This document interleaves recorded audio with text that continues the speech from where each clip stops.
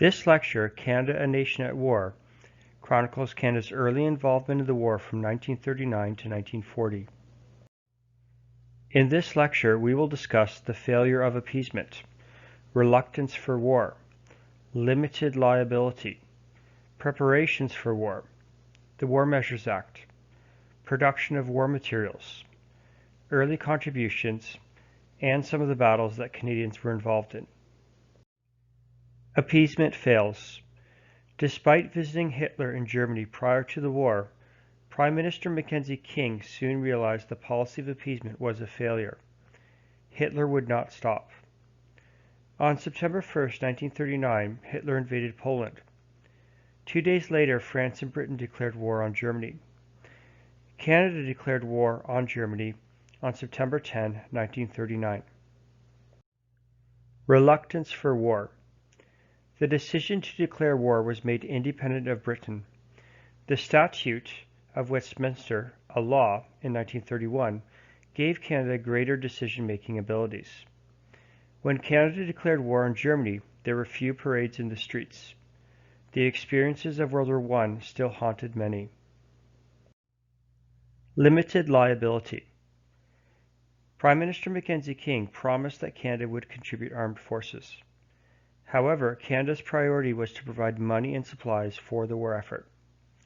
In addition to the supplies, over 1 million men would serve in the armed forces.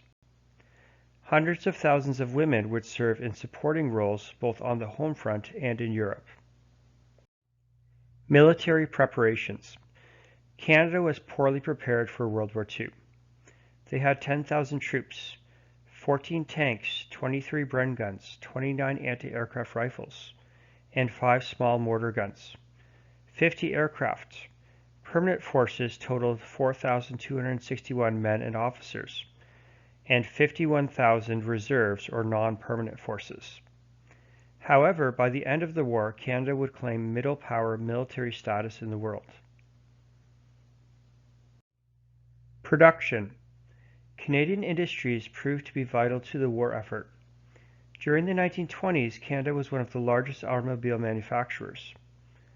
As the war continued, these industries and others shifted over to wartime production. The Lancaster bomber, one of the most famous aircrafts from the war, was produced in Canada. Today, 1 of 2 remain in flying condition, one of which is located in Hamilton, Ontario. The War Measures Act.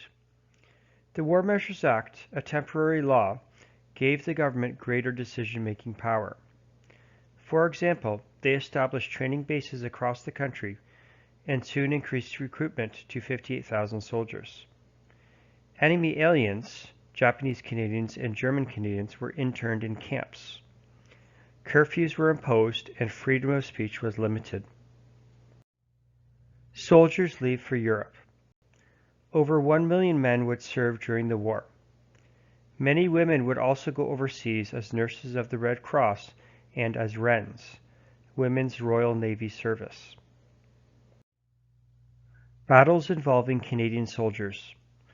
As the war progressed, Canadian soldiers took part in many important battles, including the Battle of Britain, the defense of Hong Kong, the Dieppe Raid, the Italian Campaign, the Battle of the Atlantic, the Battle in the Air, D-Day, and the liberation of Europe.